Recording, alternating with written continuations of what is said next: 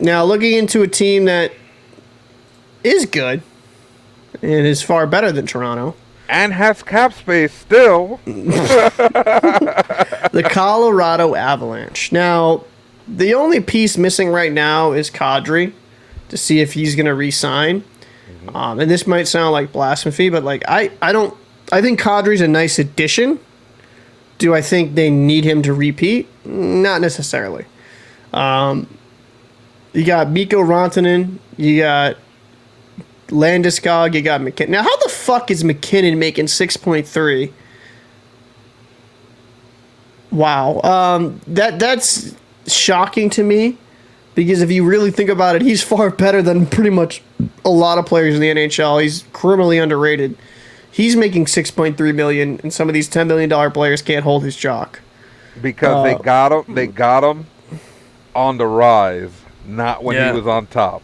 Yeah, that's crazy. They played it. Listen, let's face it. Let's face the facts. Sakic knew what he was doing.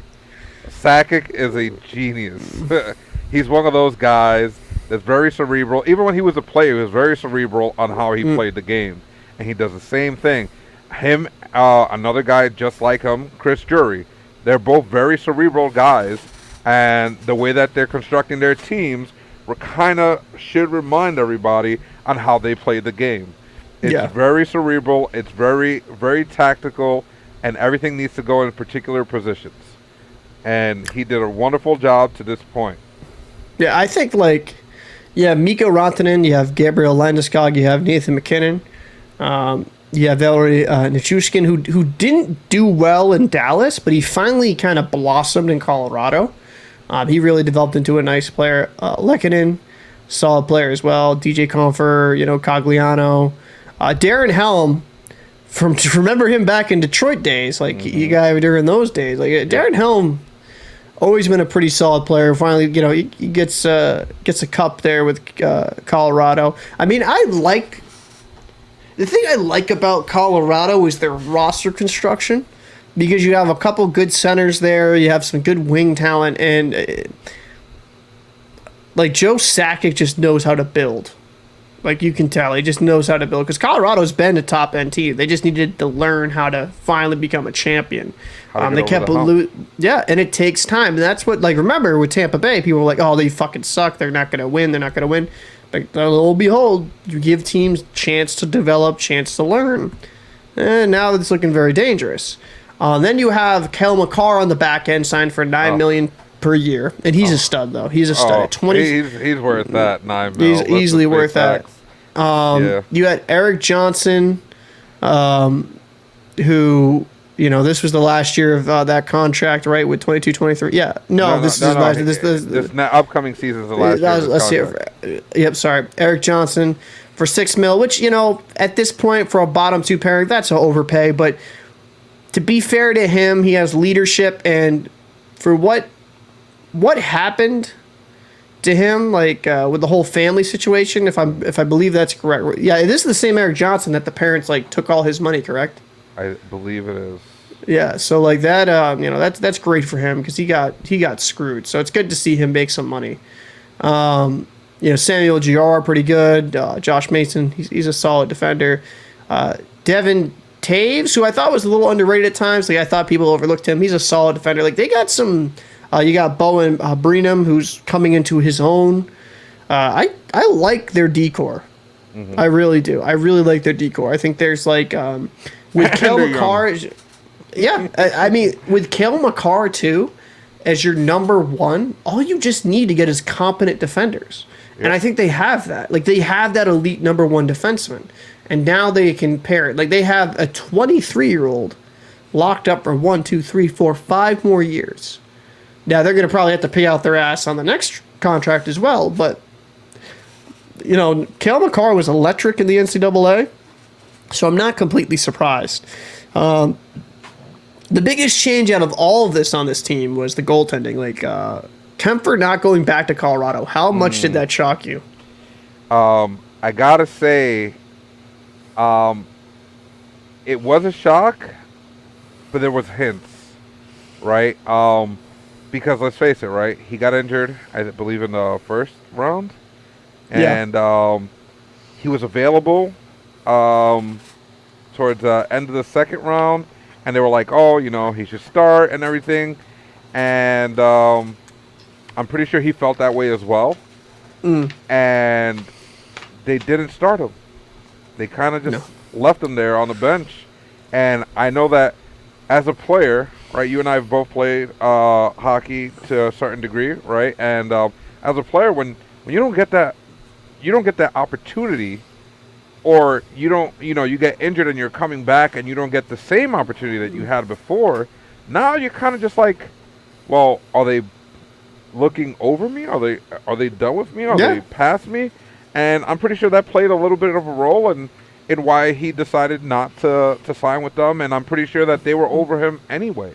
I feel like they felt their backup couldn't hold his own the same, and they were looking for something different. They found Alexander Georgiev, who is no slouch. He's a very good goaltender. He's not a superstar, right? But he is a very good goaltender, especially when he plays consistently. And I think that they got a steal in that situation when they picked him up from the Rangers, because let's face it, Shesterkin is a superstar. He's an elite superstar goalie. An elite superstar, right? Georgiev is never going to play what he wants to play. He's never going to start unless some career-ending injury happens to Shesterkin, and I'm knocking on some wood that it never does. They don't want that to happen.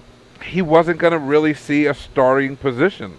Just like any goaltender that came to New York, like a Cam Talbot, right? Who else? A Weeks when he first got there. Well, Weeks was starting, and then he got hurt, but he never saw starting ice again after Lundqvist took over. But any goaltender that came in while Lundqvist was there, they never got their fair shot at being a starter because you had a freakishly good elite superstar at in your net. That's what Henrik was, and now that's what Shesterkin is, right? So the whole thing is, are you willing to sit behind him knowing that you're never going to be the guy? You're going to be the guy behind the guy all the time. And Georgiev has made it very vocal, even before Shesterkin got there, that after Lundqvist, he wanted his shot. He wanted to be the guy. And when Shesterkin came in and he became the guy, I mean, it was a season transition, like half and half. Shesterkin seemed to prove that he had the brighter future, obviously. Yeah. Right? It was pretty easy for New York to make that decision. We're going to go with Shesterkin. And Georgiev sat behind the bench and said, you know what? I can't do this another year. I'm good with the trade. And now he's getting an opportunity with Colorado. And the way they made the announcement, it looks like he may be the starter. And that's not a bad choice. You have a very good D-core in front of him. He is a very good goaltender, especially if you have good defense.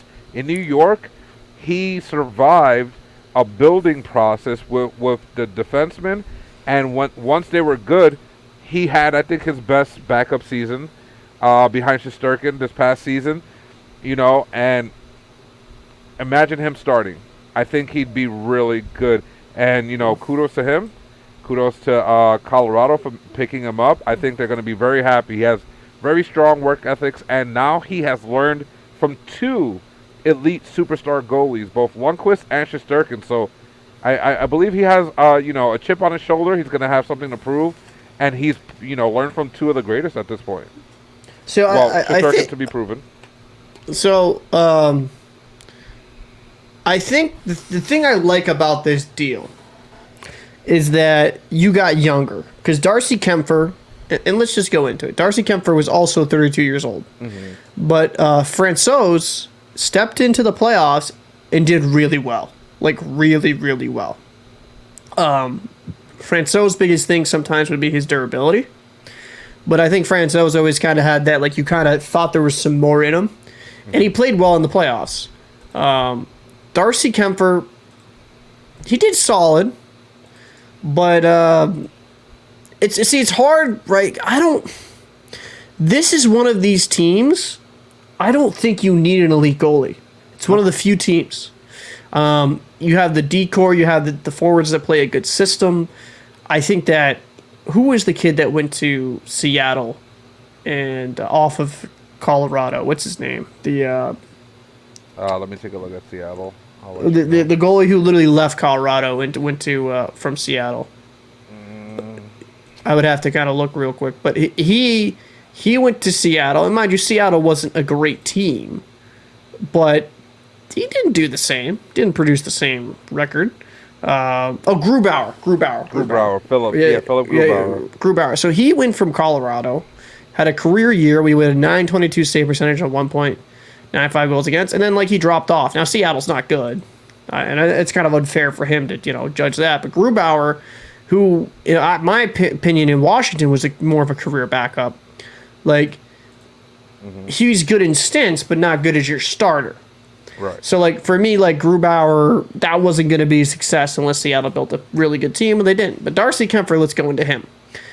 He leaves the Colorado organization, goes to Washington. Funny enough, it seems like all our goalies we're talking about have, Washington ties because Grubauer started in Washington, and, Kempfer, it's kind of funny looking at it. Yeah. But, this past playoffs, he had 16 games started, 10 wins, 4 losses.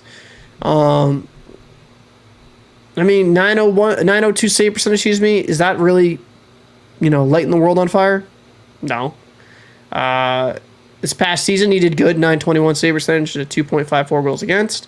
But, I think Darcy Kempfer, I've always been a very big component of Darcy Kempfer because the talent's there. If you look at his stats statistically each season, they're very good.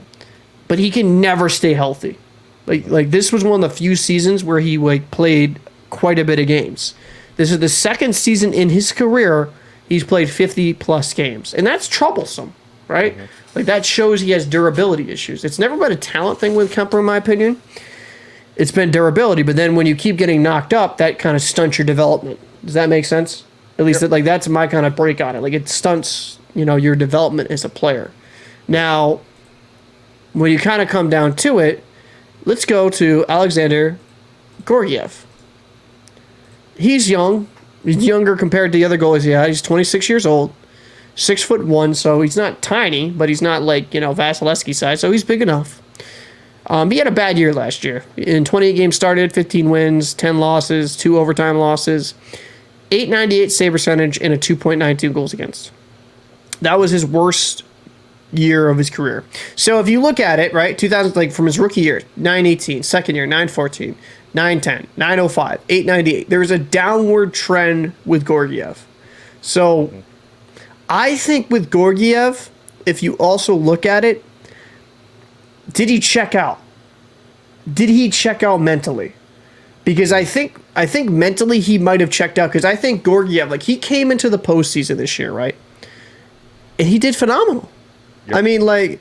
These 2 games that he played, and the one he came in with action in the playoffs, he went 2 games played, 0 started, 0-1, 0-1 because he didn't get one of the losses. He had a 935 save percentage and 2.04 goals against. The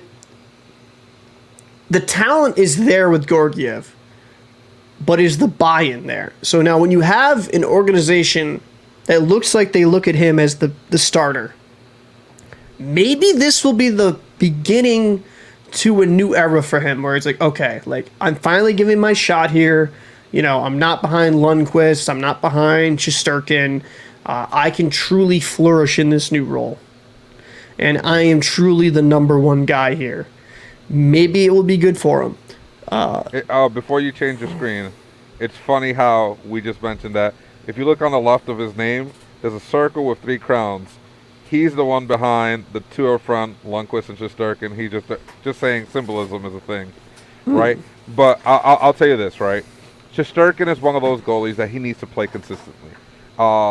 There's no, we don't have the stats in front of us to really show you that, but I know for a fact when he plays consistently, game after game after game, like when Shesterkin was hurt after that car accident and he was required to start. Those were his strongest games. At first, it took him a second, 1 or 2 games.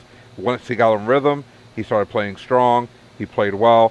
Same thing when I think Lundqvist was a little bit hurt towards his last season. stuff like that. Whenever these guys go down for a stretch, and he's had to step up, that's when he actually does well. It's when he strings those games together is when he does well.